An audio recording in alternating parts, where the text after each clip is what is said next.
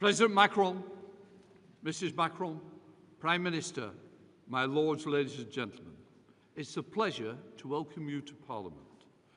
The historical ties between our countries are long and deep. Indeed, they are embedded in the language we use here in both houses.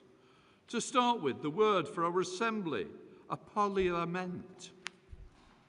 Every day I work with a document called the dossier. And as legislation is passed between the houses, it is still endorsed in Norman French. Our shared history goes back now over 900 years, but the Entente Cordiale began relatively recently, 120 years ago. Since then, our states have had a broad and deep partnership, working together on European and global security.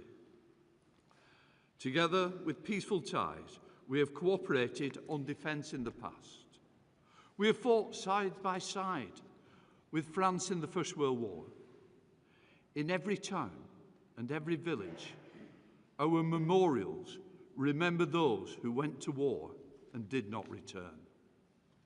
From across the country, units like those in my own constituency of Chorley, the Chorley Pals, who fought on the Somme, went and did what had to be done. And again, in the Second World War, we were proud to form a base for the French government in exile. The beginning of the end of the war came on the beaches of Normandy. In 1944, Speaker Clifton Brown led a parliamentary delegation to visit Allied troops on the front line in Normandy. And France has never forgotten how we fought together. In 2018, I was honoured to be the ceremony in Chorley, where several of my constituents received France's highest honour, the National Order, the Legion of Honour, for their part in the liberation of France. In this year, the 80th anniversaries of victory in Europe and victory over Japan, we will remember them. Our defence and cooperation continues and is more vital than ever. 15 years ago, on the 2nd of November 2010, the Lancaster House Treaties were signed. Britain and France undertook to build a long-term partnership in defence and security. Fast forward to 2025, and last month I met President Zelensky again here in Parliament, a man who we are proud to call our friend. As Europe continues to be under threat once more, I salute your efforts, Mr. President, to work with our country to build a coalition of the willing, ready to play their part in ensuring Ukraine's future security. Defence remains a key consideration, but our ties are not just defence-related, of course. They're also parliamentary ties. In March 1939, the first ever foreign dignitary to address both houses was French President Albert Le Baron. He began a long-term and welcome tradition of engagement between French and UK politicians. Indeed, just a few weeks ago, I hosted my counterpart, Speaker Yael Pivet, following a fruitful discussions at the G7 Speakers Conference. There has always been strong parliamentary cooperation. Over 100 years ago, our countries were founding the members of the Inter-Parliamentary Union, a body promoting peace, democracy for everyone through parliamentary diplomacy and dialogue. And then, of course, there are our sporting connections. Like you, Mr. President, I am a big sports fan. When people think of French sport, they often think of cycling, rugby union, fencing, or football. My own team, Bolton Wanderers, had a fantastic French player, Yuri Djorkov, when we were a good side. But I want to praise your your rugby football league, a passion of mine. In 1934, Jean Gallet took a French team that had never played rugby league and he went to Yorkshire. And thankfully, they made it to the right side of the Pennines when they came to Lancashire in England, my home county. As a result, French Rugby League was formed on the 6th of April 1934. The sport had many trials and tribulations to follow, including being banned and stripped of its assets under the Vichy government. But after the war, the French game was re-established, and French became one of Rugby League's major powers. France was the driving force behind the establishment of the Rugby League World Cup. However, the path to the game of 13 was not easy, so it was fantastic when a professional Rugby League side, Catalan Dragons, joined our Super League. Although it was great to see a French Rugby League blossoming, unfortunately, I fear we have taught you too much on the pitch. The Catalan Dragons demonstrated their prowess in 2018 when they won the Rugby League Challenge Cup, beating none other than my home team, Warrington Wolves, 20 points to 14, before a crowd of 50,000 at Wembley. As they say in France, c'est la vie. There are also feats of engineering which connect us. We all know that 30 years ago, the Channel Tunnel connected the two countries more closely than ever. But our countries also share energy links through the electric interconnectors and the great industrial partnerships such as Airbus. We are truly bound together. So, Mr. President, I welcome you wholeheartedly and hope the cooperation between our countries will continue to flourish. Mr. President, please.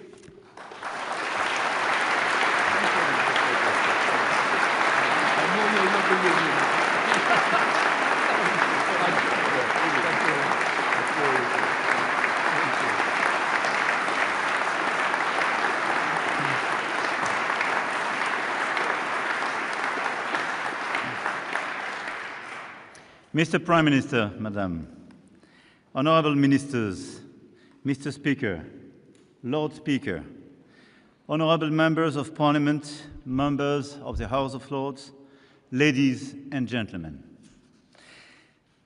I would like to thank you, Speaker, for your kind words and greatly appreciate everyone's warm welcome. On behalf of my wife Bridget and myself and my whole delegation, thank you very much for that. And it is a very great honor to speak before the two houses of the British Parliament, a place composed of both a high chamber and a low chamber, a place of history bygone and history in the making, a place where modern democracy emerged and the principles of democratic representation and consent were born. In making its own rules, your great people has inspired among the rest of the world, and in particular my compatriots, who regard you with respect, with more than a bit of admiration. In France, Montesquieu and Rousseau drew from the works of Locke to such an extent that the Lettres philosophiques by Rousseau are often referred to as letters on the English in my country. But please, do not misunderstand me. I'm not going so far as to say that England gave birth to the French Revolution. However, I have to confess that we love monarchy, but especially when it's not at home. But I really believe that from the Magna Carta to America's Declaration of Independence in 1776 and France's Declaration of the Rights of Man and Citizen in 1789, a same pathway emerged towards democratic order and the rule of law. And so many times, this shared path was forged in the brotherhood of arms. So many times it followed the small trails of the Ardennes and the Vosges mountains under the hail of German bullets from 1914 to 1918. So many times it almost veered off course, taken up by our common ancestors, reconquering the Normandy coast inch by inch under the glaring sun of June 1944. And I would like to thank Prime Minister Starmer, Sir Keir, for attending the ceremonies of the 11th of November last year, honoring our fallen soldiers, the British Red Poppy alongside the Bleuet de France, becoming the first British head of government to spend Armistice Day in Paris in 80 years. Thank you.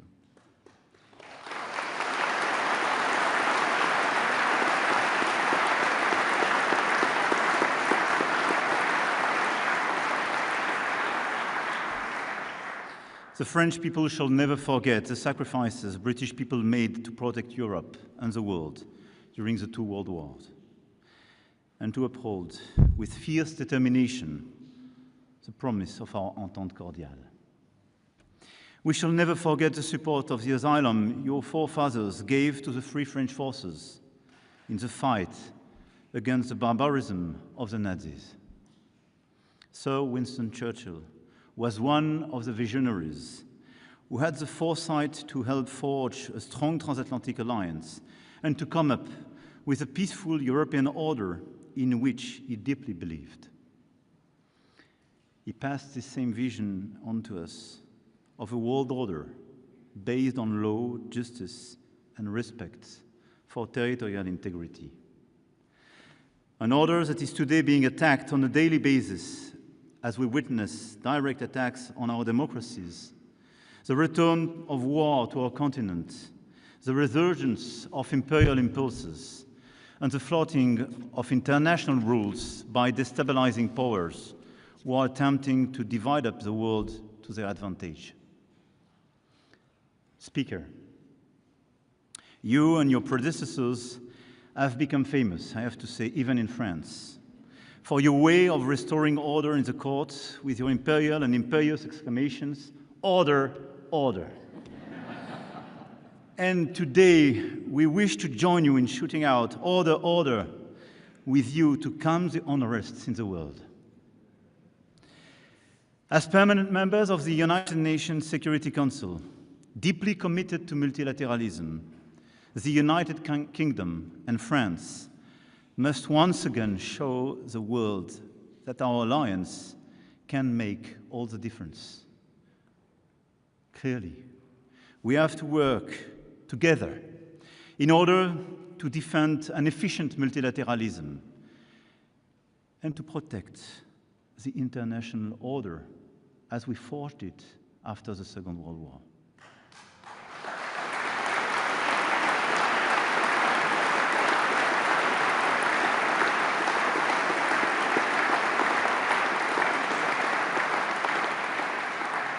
And first, in supporting Ukraine, which has been illegally attacked, by both rallying the support of Europeans and coordinating with the Americans to create the necessary conditions for a robust and solid, lasting peace.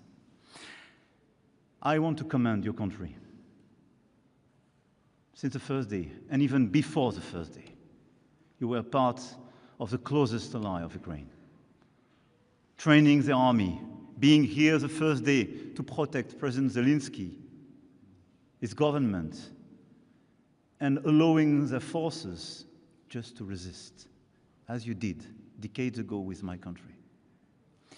And together we worked very hard during the past few years in order to stand with the Ukrainian people, just helping them to resist. We were right and we are right. And because every time Vladimir Putin's Russia advances in Ukraine, the threat moves closer to us all. We will never accept the theory that might is right. And I want to be clear. This is why, together with you, Mr. Prime Minister, we decided to launch last February this coalition of the willing you mentioned. And this coalition was just the signal that the Europeans will never abandon Ukraine. Never.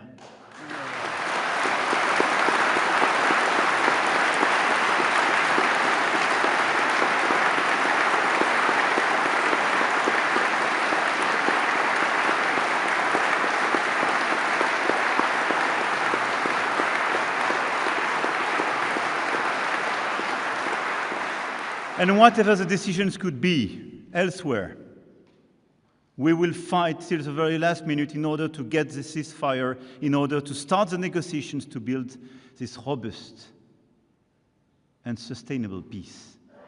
Because this is our security and our principles together which are at stake in Ukraine. This is the possibility of a Europe in peace. Our generation did enjoy during the past decade, which is at stake in Ukraine, nothing less. And together, we will follow up these efforts.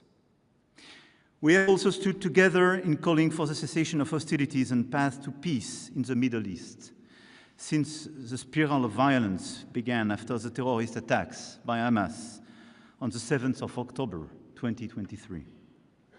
Together, we call for the release of all hostages. Together, we've called for a ceasefire in Gaza. It is a matter of absolute urgency to end the suffering of the hostages and of the Gazans. A war without end and without a strategic objective poses a huge threat to the region and our collective security. Today, a dehumanization is occurring there that can never be justified.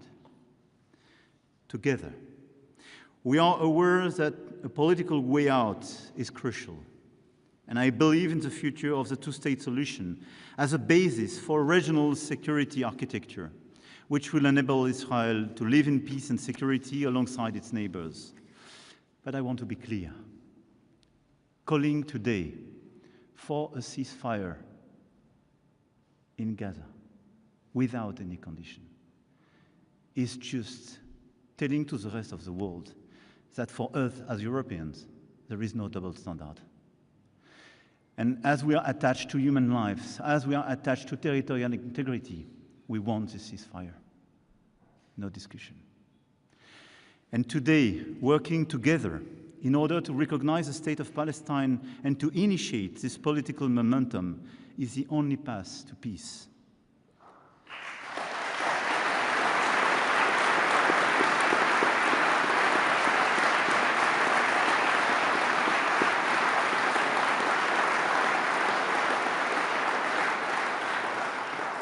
Because since Oslo in 1993, with Gaza in ruin and West Bank being on a daily basis attacked, the perspective of a Palestinian state has never been put at risk as it is.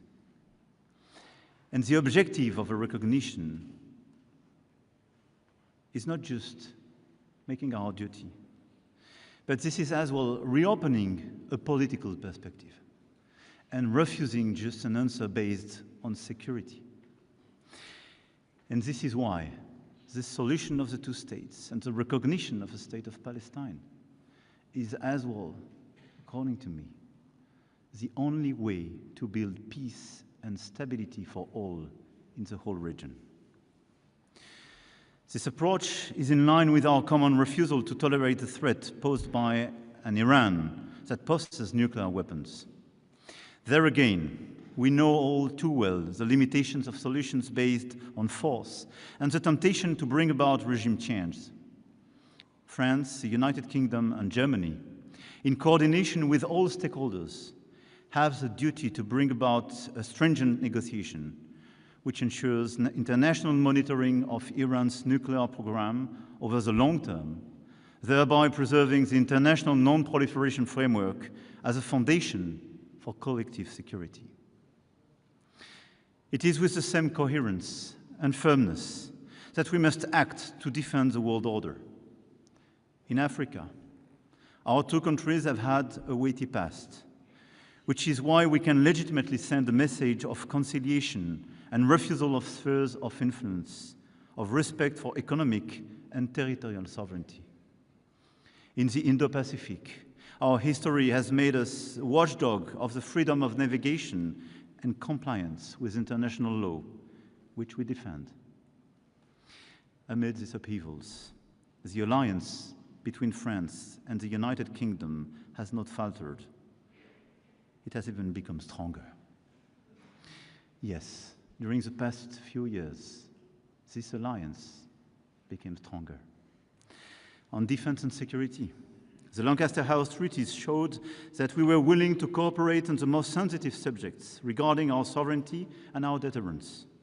When our two countries signed them, some clever people found a way to derive savings of resources from them, and others even dubbed them the Entente Frugale. Yet, they have successfully provided structure for defense cooperation between our two countries for the past 15 years. At this bilateral summit, we will enter a new stage that will scale up this cooperation. And our two countries, the only European nuclear weapon states, The leading armed forces of the continent, together accounting for 40% of European military budgets, vow to fully shoulder the responsibility when it comes to European security. And we are faced with new threats, with aggressive nuclear powers, with sometimes hesitating alliances, and the return of major conflict on our continent. This is why, in 2 days, our summit is so important, and the announcement we prepared so historical. The capabilities identified 15 years ago at Lancaster House must be increased dramatically in proportion to the threat. Our industrial cooperation must also move to the next level, and our relation to Europe must change, even in the core of sovereignty. There is an expectation in Europe that, faced with revisionist neighbors, our two countries have a special responsibility for the security of the continent, and it is time to articulate it. And to paraphrase Pete's famous phrase, to make sure that not only our two countries will save themselves by their own exertions, but also that we will save Europe by our example and our solidarity. But we will return to this in more detail at the summit on Thursday, but very clearly, taking the commitment to go to the 3.5% on defense in the years to come. It's not just piling money, but increasing our cooperation altogether, reducing our dependencies, and building a strong European pillar in NATO. We have to work together to cooperate as we did a few years ago in Sahel, shoulder to shoulder. We have to cooperate in order to build new common programs, to increase the cooperation of our industries, and to make a more independent and stronger Europe of defense. Second, on climate and biodiversity. Together we commit to the planet in the face of the new league of international reactionaries who deny science and facts. We also defend with one voice the implementation of our climate ambitions towards carbon neutrality, phasing out fossil fuels and protecting forests, which will be core issues of the upcoming COP30 in Belém. We are also acting together to achieve the ratification of the BBNG Treaty on the protection of oceans, mobilizing the private sector, reforming the official development assistance system in line with the Paris Pact for Peoples and Planet, where we work together. And we worked very actively and still work together on biodiversity and biodiversity credits. The report we commissioned together as Franco-British during King Charles' state visit to France is not just excellent, but we endorse it and we will implement it. We will now continue to work together and implement this work. Third, on migration. And I have the feeling to be weighted on this issue as well in your country. Indeed, in this unstable world, hope for a better life elsewhere is legitimate, but we cannot allow our country's rules for taking in people to be flouted and criminal networks to cynically exploit the hopes of so many individuals with so little respect for human life. France and the United Kingdom have a shared responsibility to address irregular migration with humanity, solidarity, and firmness. The decisions that we will take at our bilateral summit will respond to our aims for cooperation and tangible results on these major issues. Very clearly, we task our Minister of Domestic Affairs to work very closely together, and I want to salute the very close coordination and cooperation. But our objective, very clearly, is to have the best ever cooperation between our two countries in order to fix today what is a burden for our two countries. But let me remind as well, as we are making these bilateral efforts, as we are stepping up the level of our cooperation, a third of the people entering illegally into the Schengen area attempt to cross the channel. And we will only arrive at a lasting and effective solution with as well the action at the European level and the cooperation, especially of the countries of first entry on the European soil, by continuing to work with the countries of departure and transit of global migration routes, and as well by addressing pull factors. But let's be clear, we will deliver together, because this issue is a clear issue for our two countries. Fourth, on economy. Our trade has been revived and has even surpassed the pre-Brexit levels. The 3,500 French companies working in the UK remains the second leading foreign employers in your country, and vice versa. And we want to do more, and at the occasion of the summit as well. We will deliver additional results, additional investment, and very strategic investment in the energy and space fields where we have long-standing cooperation, but where we want to build a new step forward and open a new era. Since the last time a French president spoke before you in 2008, Europe has changed. First of all, of course, because the sovereign British people choose to leave the European Union in 2016, a decision that we respect, even if we found it deeply regrettable. I am aware that I am the first European head of state to make a state visit since the United Kingdom left the European Union, and I take full account of the importance of this moment. It took us a few years, but we have agreed on the foundations for our new relationship. After the withdrawal agreement and the trade and cooperation agreement, reinforced by the Windsor framework, and some of us worked very hard on all this text. I have great memories. I support Prime Minister Starmer's efforts as well to restore trust, ensure compliance with the agreements concluded, and strengthen this framework through targeted cooperation in our common interest. I welcome the fact that on the 19th of May, we were able to define a pragmatic roadmap between the European Union and the United Kingdom on defense, energy, climate, and other issues. But just as leaving the European Union did not mean the United Kingdom left Europe, efforts to address the challenges facing all of Europe cannot be limited to the European Union alone. What is at stake today in Europe is our ability to shoulder the responsibility to ensure our continent's security ourselves to a greater extent. What is at stake today in Europe is our ability to invest in key technologies of the future: AI, quantum technologies, space, biotech, decarbonized energy sources, and defense industry, as I mentioned, in order to avoid strategic dependencies and disengagement that would put us at risk, and especially the risk of a slow death, to mention Mario Draghi. Indeed, we have to de-risk our economies and our societies, first from the risk of the lack of innovation, and this is what we experienced during the past decade if we compare our countries with the United States. But we will have as well to de-risk our two countries for the excessive dependencies on both the US and China.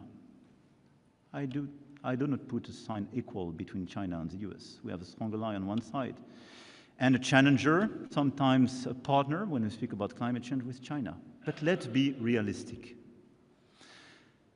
If the Europeans, if the United Kingdom and France do not work together in order to build solid value chain, in order to reduce our dependencies on these critical areas I mentioned, if we still depend on both China and the US, I think we have a clear view of our future and the future of our children.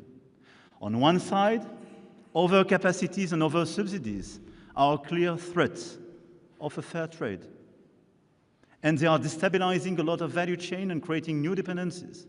On the other side, the trade war is clearly an explicit decision not to be compliant anymore with WTO and this do commerce we loved till now. We have no other choice if we want to be lucid, if we want to build a sustainable future for all children, to de-risk our economies and our societies from these dual dependencies. We want an open world. We want to cooperate, but not to depend. And each time we depend, each time we are not able to stand up and decide and agree to disagree, this is the beginning of our problem. We are in this situation. This is why we have to work very hard together on this technological and economic field in order to strengthen our value chains together and reduce these dependencies. But what is at stake as well today in Europe is the defense of democratic models amid foreign interference, information manipulation, domination of minds by negative emotions and addictions to social media. This is the big other risks.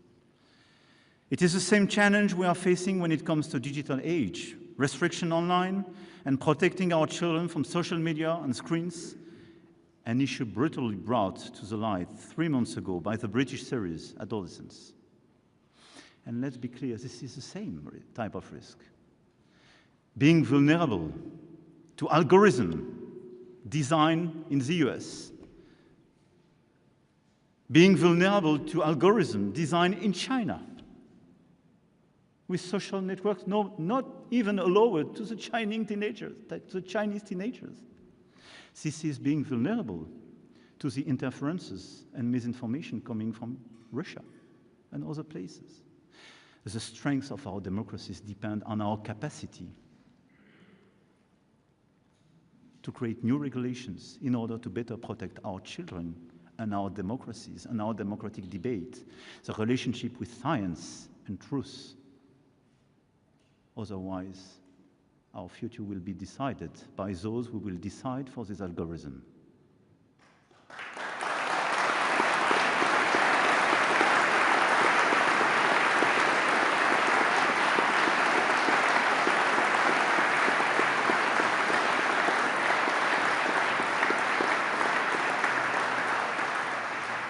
Our two countries are among the oldest sovereign nations in Europe.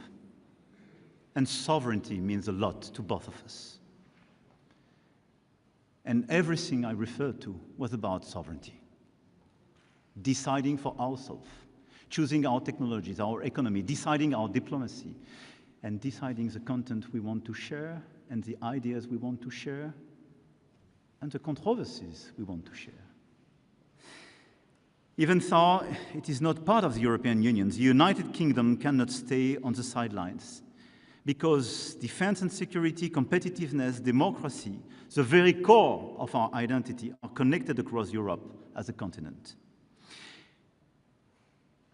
And you understand me, the point is not to diverge, and to move forward side by side on these strategic choices we are facing to avert the risk of effacement, division, weakness. A certain idea of Europe, so dear to George Steiner, must continue to connect us today. And it is also the meaning behind the European political community, which has shown its ability to bring together the European family across the continent of Europe to address the issues of stability, security, and cooperation between states in concrete terms. And the United Kingdom is playing a full role, as it demonstrated a year ago at Blenheim Summit. I believe that our two countries will continue to be drivers of change, drivers of this wider Europe and this meaningful convergence. We must be able to count on our economic, academic, research, and cultural relations to together tackle these sovereign-related challenges. And I welcome the number of partnerships agreements that our universities, museums, research institutions will sign in the margins of this visit. They will participate in our respective agenda to reindustrialization and strategic independence in key sectors, from artificial intelligence to culture. Our two countries are leaders in Europe when we refer to artificial intelligence. But the competition of the US and China is fierce, and Europe, on this point as well, needs to step up its investments. This is why we have to work as well together. as the Channel Tunnel is celebrating its 30th anniversary this year. Let's make a wish here today. Let's not allow the channel to grow wider. Although there are 300,000 French people living in the United Kingdom and 150,000 British people living in France, there has been a decrease in movement in recent years when it comes to school, university, professional and researcher exchanges. And today there is a risk that our societies are growing apart, that our young people do not know each other as well and may end up strangers, at a time when international current events remind us on a daily basis of our common future. Let's fix it. Let's work together in order to facilitate the exchange of students, researchers, intellectuals, artists. This is so important. Let's allow our children to have the same opportunities as the one we had.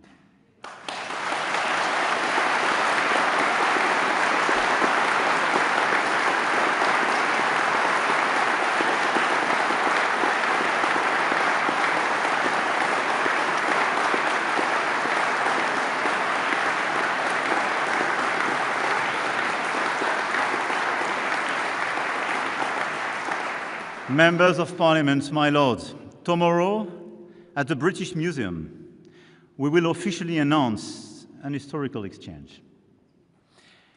In the run-up to the 1000th anniversary of the birth of William the Conqueror, France will loan the United Kingdom the Bayeux Tapestry.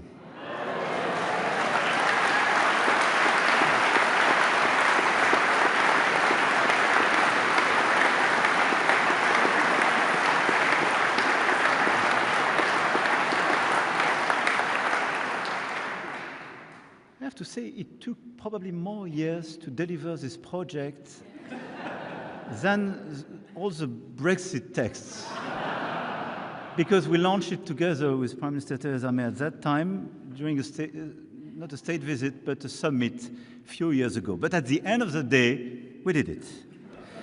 And the tapestry will be displayed in London, while the National Museums of Rouen and Caen will receive the Sutton Hoo treasure on loan.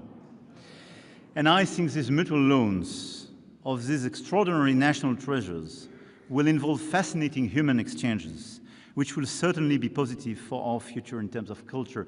And let's see this exchange happening between summer 26 and summer 27 as the beginning of this new era of exchange and the reopening of these mutual movements.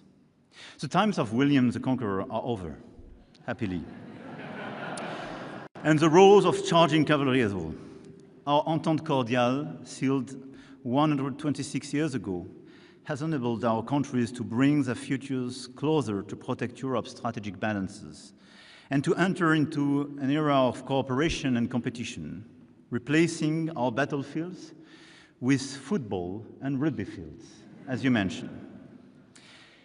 At the invitation of His Majesty, King Charles III, whom I should like to thank for his hospitality and his long-standing, very special relationship with my country, I came here today to renew the French people's message of friendship and fraternity.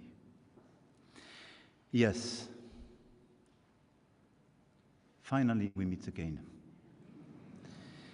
And let's be sure that we will meet again for years and decades. Because we are linked by our geography, by our past, but we are linked by our common future. And the only way to overcome the challenges we have, the challenges of our times, will be to go together, hand in hand, shoulder to shoulder. This is our common destiny. Long live our France, United Kingdom friendship. Long live the United Kingdom. Long live France.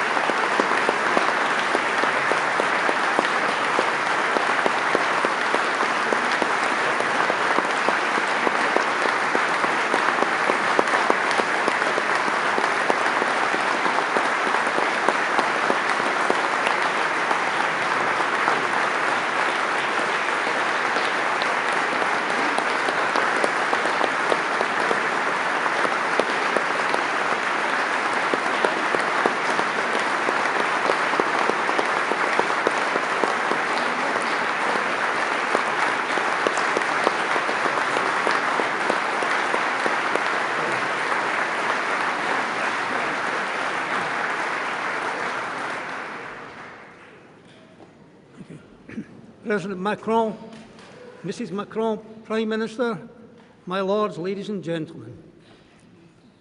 D'abord, Monsieur le Président, merci.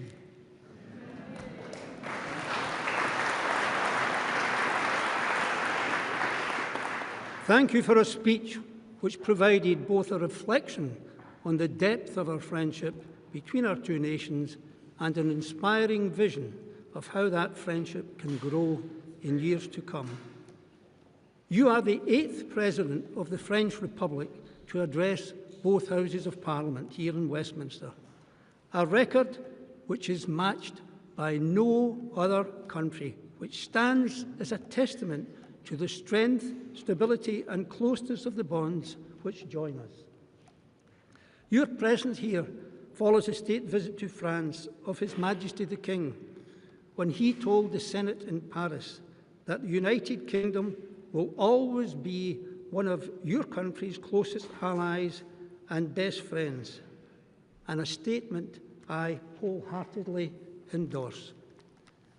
Mr. President, the lives of our two nations are entwined in innumerable ways.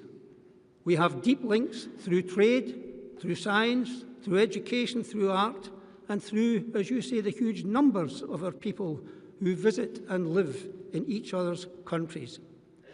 And I'm proud that French art lovers are currently flocking in their thousands daily to an exhibition in Paris by one of the UK's foremost artists, David Hockney. And, Mr. President, I'm delighted that British football fields have been graced over the years by the talents of French stars, from Thierry Henry to Eric Cantona to David Ginola and to Ibrahima Konate. And on the subject of football, Mr. President, as a proud Frenchman, you must have been delighted to see the emphatic victory of Paris Saint-Germain in the UEFA Champions League. However, as an avid fan of Olympique Marseille, perhaps you might have found it a little difficult to join the celebrations enthusiastically. I was honoured to be warmly welcomed to the Senate during my visit to Paris in March, and I hope soon to greet Senate President Gerard Larcher on a return visit to the House of Lords. And whilst in Paris, I was privileged to be invited to visit the Cathedral of Notre Dame and to witness its extraordinary rebirth following the devastating fire of 2019. Mr. President, we in Britain recognise that this breathtaking project was led from the very top of the French state. Craftspeople of the highest talent, combining modern techniques with traditional skills on a grand scale, delivering on a vision and timetable set by you personally, Mr. President.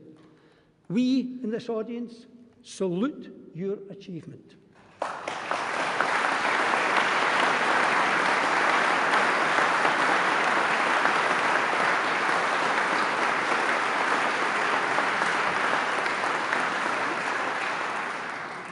Mr. President, I am sure you cannot avoid noticing that some of the paintings here in the Royal Gallery bear witness to a shared history which has not been without a certain number of what you might call contretemps. But the differences and divisions that these paintings record are a thing of the deep and distant past.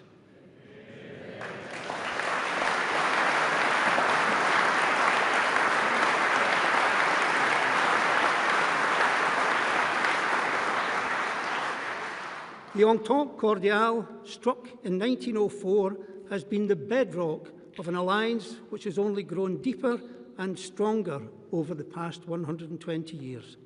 And today, the United Kingdom and France stand together in facing the challenges of our age, whether in our support for Ukraine, as you so eloquently stated, our defence of liberty and democracy, or our shared determination to tackle climate change.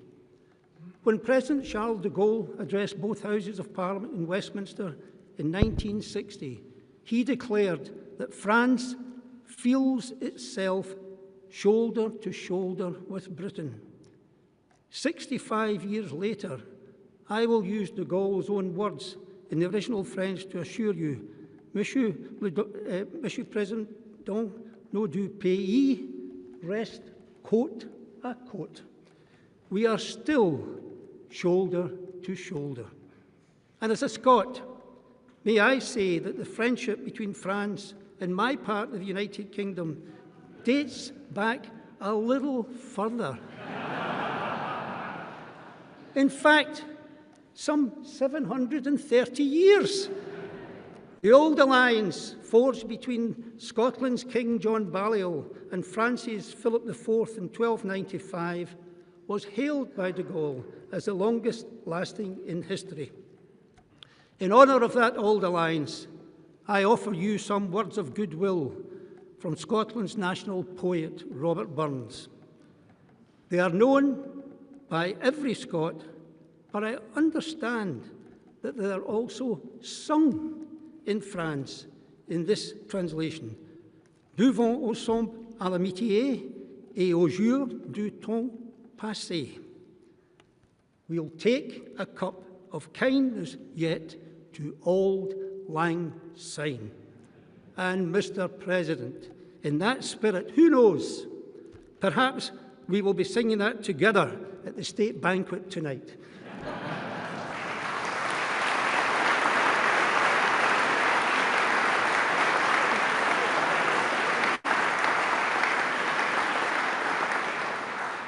And as a proud Scot, I am sure that our old alliance will continue to flourish.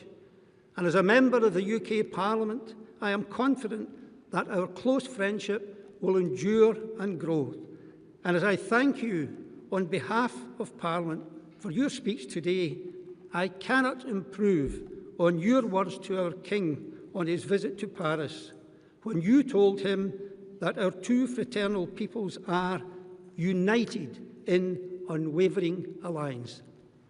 So allow me to finish, Mr. President, by saying, on behalf of my colleagues, Vive la France!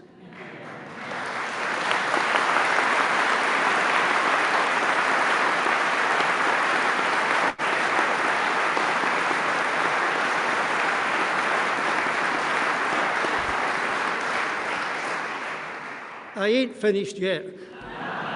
Long live the United Kingdom, and long live Franco-British friendship. Thank you, Mr. President.